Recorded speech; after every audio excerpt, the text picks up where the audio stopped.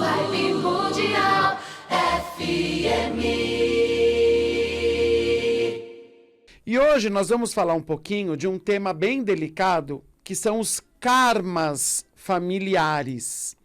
Particularmente, eu não gosto de dizer a palavra karma, mas eu acho que é uma palavra socialmente convencionada e eu vou explicar o que seria um karma. Então, na visão mais popular, um karma parece uma coisa que não tem saída, que não tem solução. Ah, essa fulana aqui na minha vida é um karma.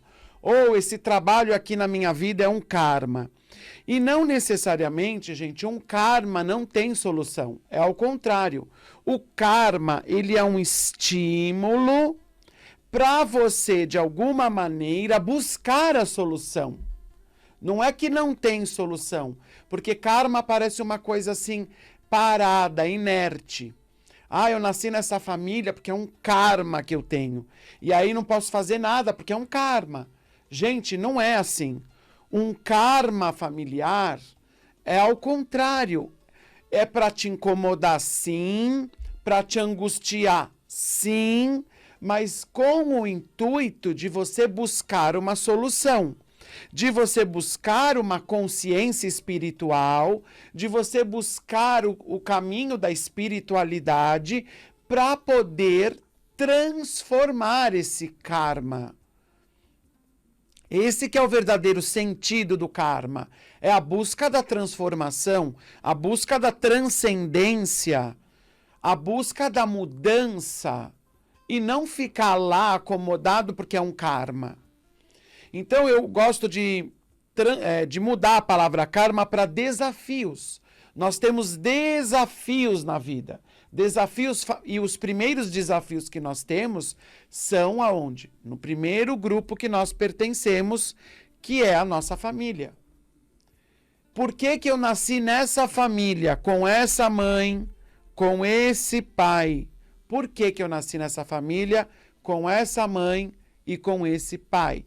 Não é porque é um karma, é porque eu precisava ter essa mãe e esse pai para, de alguma maneira, por coisas mais difíceis e outras mais fáceis, transcender os karmas deles, dos meus pais, e que eu herdo como descendente deles, e aí buscar uma solução para mim.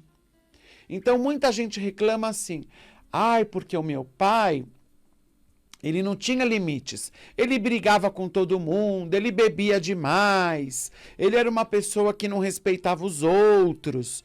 Ok, por que que você encarnou nessa família com esse pai? Talvez seja para você aprender a ter limites. Então você encarna com um pai que não tem limites para você aprender a lidar com os limites. Para você aprender o caminho do meio e não ser tão polar, tão dual, né, tão difícil como ele. Mas isso nós podemos e devemos fazer sem julgamento, porque a vida do nosso pai é do nosso pai. Então eu posso aprender com ele sim, a ser mais moderado, a ser mais ponderado, a ser mais tranquilo, sem julgar ele pelo que ele fez. Eu observo e constato que os comportamentos do meu pai eram difíceis. Isso é uma coisa. E isso causava problemas para as pessoas. Agora, eu julgar e condenar e excluir o meu pai, o que que eu vou fazer? Perder a minha força. Porque o meu pai e a minha mãe são as raízes da minha árvore. Se eu corto a raiz, a árvore tomba. E o que corta a nossa ligação com os nossos pais é o julgamento. É o julgamento. O julgamento o tempo todo, ele exclui as forças ancestrais que vêm dos nossos pais. Então, quando nós encarnamos numa família com pais difíceis, ou a mãe é difícil, ou o pai é difícil, é para que aquilo de alguma forma doa assim no nosso coração, nos incomode, nos traga angústia, e exatamente essa angústia, exatamente esse incômodo que vai fazer a gente buscar o caminho espiritual, que vai fazer a gente buscar a transcendência. Então não é para ficar julgando o pai e a mãe, porque se você parar e julgar o pai e a mãe, mais do que você perder a força ancestral que vem deles, você não vai aproveitar o aprendizado de ter encarnado nessa família com esse pai e com essa mãe. Nós encarnamos aqui nesse planeta, para quê, gente? Para corrigir e para retificar comportamentos que a gente teve de forma inadequada em outras vidas, ok? E por onde vêm as oportunidades da gente retificar e corrigir os nossos comportamentos? Através dos nossos pais. Ai, a minha mãe era muito submissa, a minha mãe era atraída e não fazia nada, a minha mãe baixava a cabeça para o meu pai. Ok, isso é dela. Qual é o seu aprendizado de ter uma mãe submissa?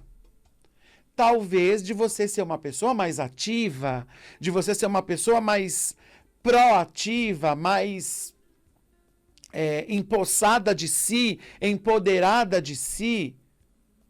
Mas o que as pessoas fazem, e o que a gente chama nas constelações, é isso. Ou elas copiam o comportamento da mãe, a gente chama isso na constelação de lealdade cega, lealdade sistêmica, que é o quê? Ou eu copio o comportamento da mãe e me torno também submisso ao meu parceiro, ou ao contrário. Ah, minha mãe foi submissa, minha mãe foi traída, agora eu vou dar porrada em todo mundo.